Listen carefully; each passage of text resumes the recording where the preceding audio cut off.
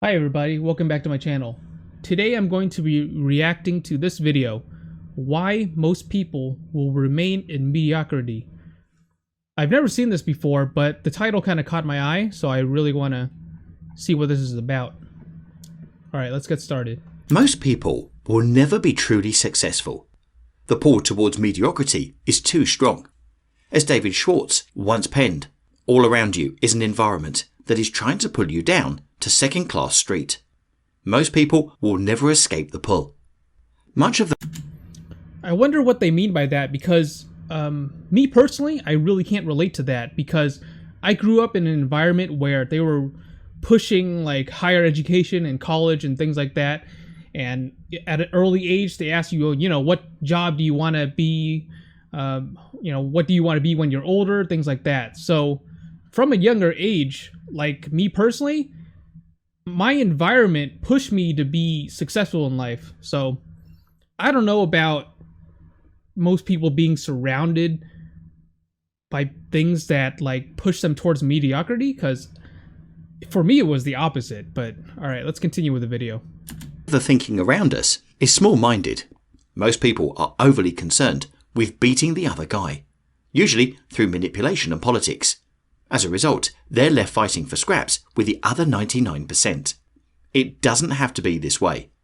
A life of your deepest dreams, 100% financial independence, being your own boss, travelling the world with your family, whatever, is available if you know where to start. But most people will never turn away from the safety and security of the crowd to realise this. Most people are not willing to fail. Hold on. Most people are not willing to fail. We can be truly successful only at things we are willing to fail at. Mark Manson. Most people hate failure. They run from it. In their eyes, if they suck at something, it means they suck. Since their self-worth is tied directly to their performance, any failure is proof they aren't good enough. But this is exactly why they'll stay in mediocrity. If they aren't willing to fail, they aren't able to learn from their mistakes. If they never learn, they'll never grow and develop into something more. Here's the thing.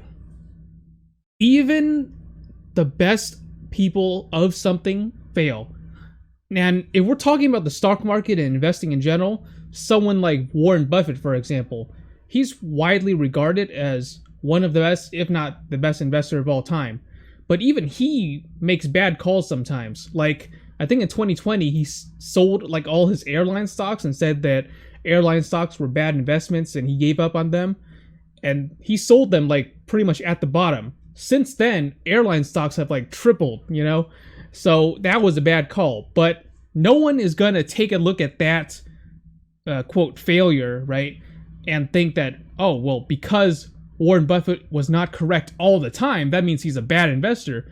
That's not true. Even the best people fail sometimes. Would you like me to give you a formula for success? It's quite simple, really. Double your rate of failure. You are thinking of failure as the enemy of success, but it isn't at all. You can be discouraged by failure, or you can learn from it. So go ahead and make mistakes. Make all you can. Because remember, that's where you will find success. I think it really depends on the context. Me personally, I don't fear failure if it can be recovered from. For example, let's say that you fail in a way that pretty much ruins your life, or you fail in a way where you just lose your entire life savings and there's no way to recover from that. That is horrible. So I would say stay away from those type of failures. However, if we're talking, I'm assuming this is talking about like smaller failures, right? Small failures that you can learn from. I think those are okay. But if we're talking about taking really huge risks and failing in a way that you can't really recover from, those are failures that you should actually stay away from. But I can see that this is talking about small failures, right, that you can actually learn from, and I agree with that. Thomas J. Watson. If you're not willing to fail, you guarantee you'll stay average at best. If you want to grow into an extraordinary version of yourself, you must be willing to fail. A lot. Failure brings humility. It develops your character. It helps you laugh at your mistakes and not take things so seriously. Like a plant placed from the shade into sunlight, your growth rate will accelerate 10 times. When I first started blogging, I was terrified of one thing in particular: negative feedback. I still remember to this day a comment from an early article that read, "This is the worst article I've ever read." I was broken up about it for months. After that, I made all my articles as vanilla and non-controversial as possible. Before I hit publish, I would ask myself, no one could criticize this, right? Here's what I believe. There's a reason why people watch shows like, 90 Day Fiancé and things like that. People want to see train wrecks. They want to see really extreme, controversial situations and things. That's what people like to see. I mean, look at Tiger King, for example. Tiger King was super popular, right? It's because it's like a really bad train wreck. People want to see things that aren't just vanilla and safe. They want to see like really strange, unique situations that they might not experience in their personal life. So I kind of disagree that his reaction to criticism is that, oh, let's try to make things as vanilla and safe as possible. I mean, if anything, he should write things that are open to criticism. And I think people in general just want to see people's unique takes on things and not things that are super vanilla and safe. I think it's okay to, take risks in your writing and things like that. I was terrified of failure and rejection. As a result, my writing stayed mediocre and average for years, until I finally started to embrace the possibility of failure. Benjamin Hardy put it this way: don't seek praise, seek criticism. If you embrace the possibility of failure, you open yourself up to enormous success you've never seen before. Yeah, I agree. Here's the thing. There are certain negative feedback that doesn't offer any sort of constructive criticism. But the people who do offer constructive criticism, those are the people that can really improve your writing and things like that, or whatever you want to do. Because they tell you why they don't like it and what you can do to improve and make things better. And that's very valuable. However, people who just go onto your work, your video or your blog, whatever, and just insult you without any constructive criticism whatsoever, I think that doesn't really add any value. Let's see. The mediocre majority doesn't value learning. What? Every skill you acquire doubles your odds of success. Okay. Scott Adams. Most people would choose entertainment and distraction instead of learning and growing. It's not surprising. Learning is hard. Going to counselling, becoming a student of your craft, and constantly failing aren't fun. I don't like the fact that he's setting this up as like either or.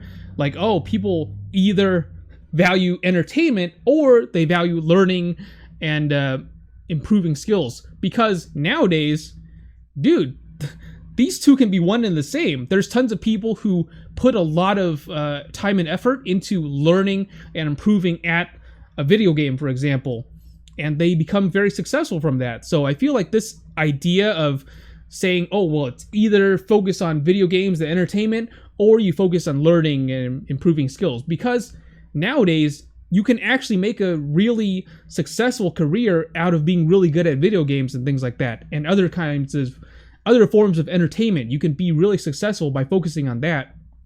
The words of Hal Elrod: repetition can be boring or tedious, which is why so few people ever master anything. This depends on what kind of repetition you're talking about, because me personally, I can get really addicted to some video games and I can just play them over and over and over. So it depends on what you mean by repetition. What you're repeating matters a lot, right? So that context matters. But if we're talking about, like, I don't know, reading textbooks, I hate reading textbooks over and over. So I can't do that. But if it's something fun, I could repeat that over and over again easily. Is great news for the rest of us, though. Uber successful entrepreneur Darren Hardy once remarked that he's always glad when something is difficult, because that means most people won't ever do it. The competition will always be low.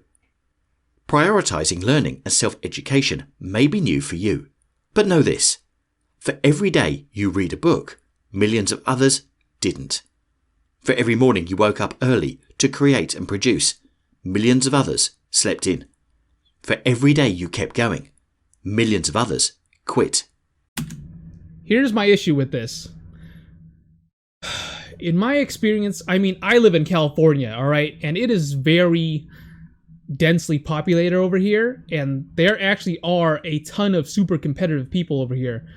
A lot of people actually move to California to work in like the entertainment industry and things like that, or just looking for work in general. And a lot of them actually are really competitive and hardworking. I remember when I was studying for the SAT, for example, in high school, I was studying for the SAT, and I would actually go to the bookstore and study for the SAT with the SAT prep guides. There would be other students there, obviously, and it was normal for me to see other people who were also equally competitive as I am. So, I don't know. I think if we're talking about people in general, including like outside of California and just around the world in general, then okay, I can get it. But let's say that I'm trying to like find a job or a career specifically where I live. I would be competing with other people who are super competitive as well and who are super hardworking. Like, I think I talked to someone recently. What they were trying to look for a job, right, in a certain field, but they were competing against like hundreds and hundreds of other people who like have 10 years of experience or they have degrees and things like that. And it's just very hard. But I think maybe that's specific to California in general. It's very competitive type of environment around here. But I think maybe outside, or if you expand the scope to just everybody in general, then I can understand what this guy's talking about. Ironically, the fiercest competition is for the second-class prizes. Once you prioritise learning, you become aware of the 1% of opportunities that are truly life-changing. More importantly, these opportunities have incredibly less competition. Most people will continue fighting for scraps with the mediocre majority. That's a game you don't want to win. Instead, quit the game entirely. Leave the crowd. Choose learning and self-education instead of entertainment and distraction. Right.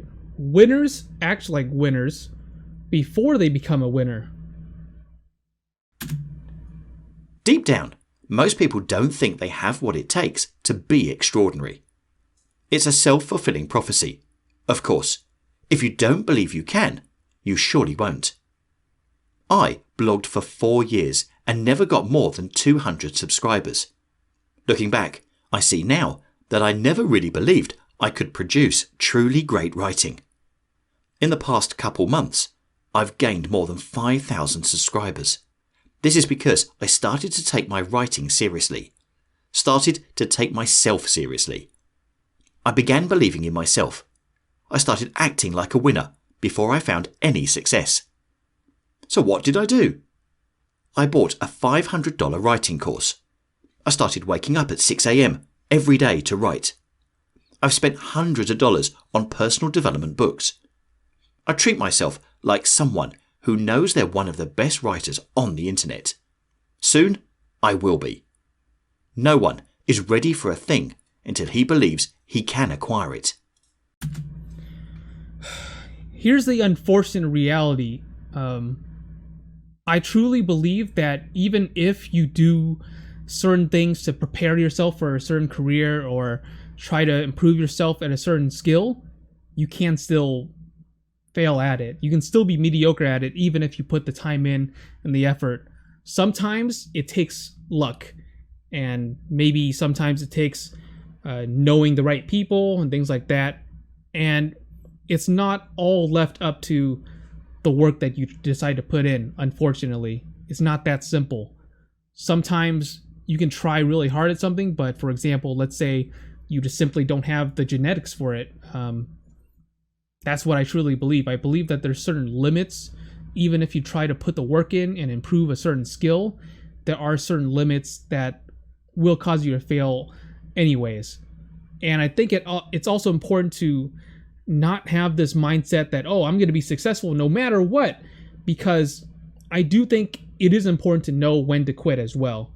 I don't think you should just assume that you're going to be successful at something no matter what.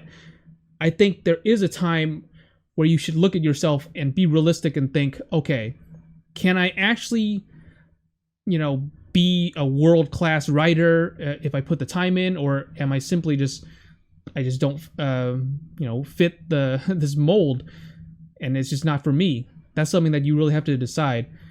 And even something like sports, okay, considering that I'm practicing so much and I'm spending a lot of money on training and things like that, can I actually become a professional in this sport and things like that? I mean, I can see where what he's trying to say is, okay, you should believe in yourself and it'll help you, practice more at a certain skill and get better at it. But at the end of the day, sometimes you have it, sometimes you just don't. And it is important to also look at yourself introspectively and decide if something really is for you or not. Napoleon Hill. I found that once you tell your mind what to do, it will make it happen. Right now, my sole goal is to gain 100,000 email subscribers over 6 months. What's crazy is I actually believe this can happen. As a result, my mind is always subconsciously finding solutions to make this happen. Most people will never experience the surge of excitement after beginning to truly believe enormous success is possible. Winners act like winners before they become winners. They believe they can succeed, and their mind starts working on how to get there. You seek money and titles, not experience and transformation. People are unhappy in large part because they are confused about what is valuable. William Irvine. Back when I was 23, and all I had was a little blog with less than 50 views a day, I joined an entrepreneur networking group. These guys were intimidating. They wore suits and laughed at weird jokes and liked going to bars where a beer cost $11. They called themselves founders and CEOs and investors. I quit going after a few weeks. There were many great guys and girls in that group who were kind and passionate. But there were also many members who just liked talking about their title. Titles don't mean much anymore. Anyone can be an expert or a CEO of anything. If titles and money are what you chase, I guarantee you'll reach the end of that road feeling empty and sad. The most important goals you should have should be experiential learning and personal transformation. If you're always chasing success, it will constantly elude you. In the words of Viktor Frankl, for success, like happiness, cannot be pursued. It must ensue. But if you always prioritize incredible personal transformation and paradigm-shifting experiences, success will gravitate towards you, as if you were a magnet. I've just finished reading Memoirs of a Geisha. It's an incredibly sad story of a girl sold into slavery of pleasing men. The saddest part is that the young geisha doesn't even realise she's spending her whole life chasing the wrong thing, trying to make a man love her. She believed if she could perform well enough, the affections of this man would finally give her the healing and fulfillment she always wanted. Most people spend their lives chasing the wrong things: money, sex, security, and recognition. Wait, what? Why is it wrong to chase money and security and recognition? I don't agree with this at all. I don't think that those are necessarily the wrong things to chase for. And I don't agree with him that you won't find happiness in chasing these things. Like, what? I'm kind of confused. Like, okay, I respect his values and, everyone is allowed to have their own values and beliefs and stuff. But me personally, money has made me happy for sure. I've been in extreme poverty before, to a point where I didn't really have much of anything, and so I know the difference between having money and not having it. And money definitely has made me happier. I'm just saying. And did he say security? It's wrong to chase security? What? Why? I love security. I love having like a secure, stable life. I don't understand why he's advising against that. That's kind of weird. I don't know. That's why I believe, really. These won't give you what you want. Forget about titles and impressing others. Focus on becoming a person you are incredibly proud to be.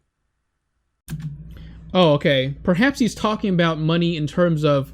Okay, I'm connecting the dots now. Because he was talking about the story in the beginning where he went and met all these people with, like, you know, big titles and money and things like that, and they were bragging about it. So I think he's talking about it in a way where you're doing it just to show off to other people and not to transform yourself. So in that, I kind of agree. Because I think it is important to get things that truly do make you happy, but not in a way where you're only doing it just to show off to other people. You really should be doing it to make yourself happy in the end. So I kind of get where he was going with that, but I think he just said it in a weird way. I don't like the way that he's kind of said it. I didn't really connect the dots until the very end, where he said, oh, you know, don't just try to show off to other people.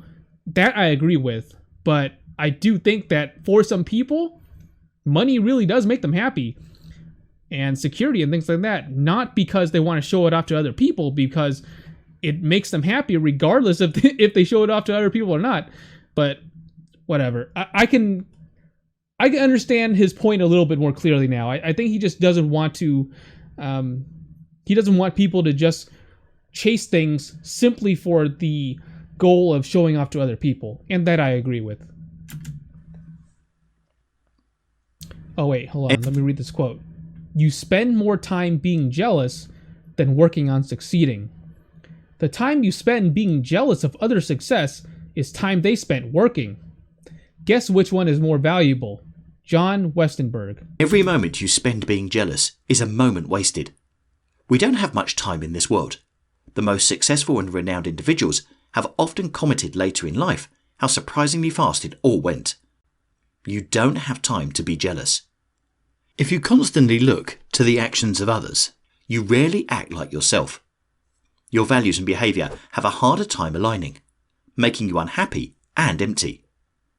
Personal incongruency is what causes so much of our pain. Not being you will destroy you. Alright, so he's advising you to just be yourself and not spend all your time being jealous of other people. I can get behind this. Tim Denning. Instead of wasting away in mediocrity, playing the comparison game, choose to spend that time working on yourself instead. I once heard being jealous and resentful is like drinking poison and expecting the other person to die. I thought that was an eerily accurate description. One of the best pieces of advice I've heard on this topic was 4 simple words. Stay in your lane. It doesn't matter how much faster they're going. It doesn't matter how much faster you're going. If you keep looking at other lanes, you're going to crash. Focus on you. Learn all you can. Experiment. Fail. Discover what works. Soon, you'll build momentum. And one day, you'll look around you and marvel at just how damn fast you're going. Cut out jealousy. Spend all your spare time learning and growing. I do sometimes look at other people. I mean, a lot of what I know and learned is through looking at others and seeing how they do things and things like that. Not in a jealous way, but it's more like, okay, how do I do what you're doing? Like, you know, if I see someone being successful at something, I don't get mad and angry that they're successful at it. I try to look at what they're doing and try to learn from them and see, okay, I see that you're successful in doing this certain skill. how do I also develop the skill that you're doing? Wait, hold on. In conclusion, the moment you accept total responsibility for everything in your life is the day you claim the power to change anything in your life. Hal Elrod. I don't agree with this. I think it's pretty blind to accept total responsibility for everything in your life, because if there's anything I know about life, there are things that are simply out of your control. And that is a reality that we have to accept.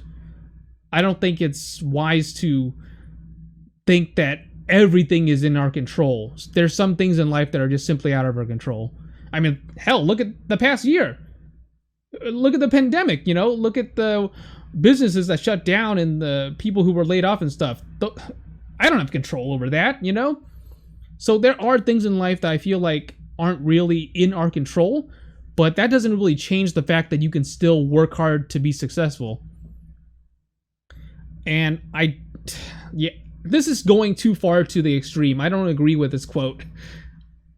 I think on a more general level, maybe, but I don't think that you should think that everything in life is you can be responsible for, and the power to change anything in your life. Come on, that's way too extreme.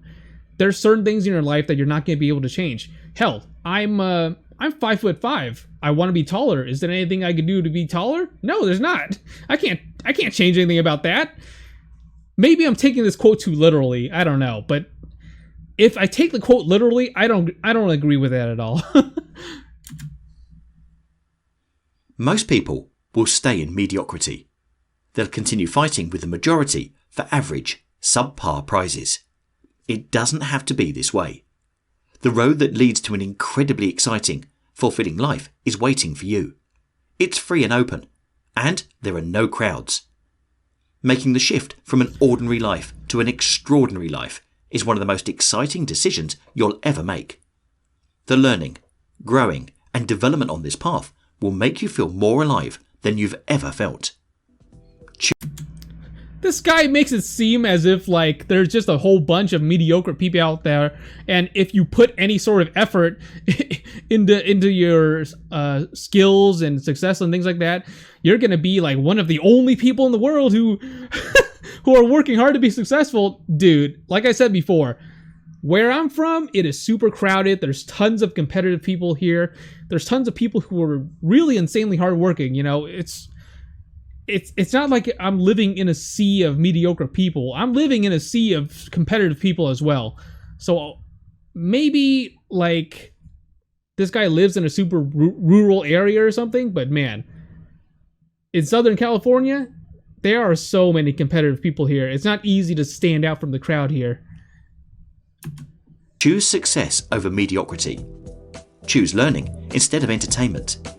Choose personal growth instead of jealousy. Choose what you want, not what anyone else wants.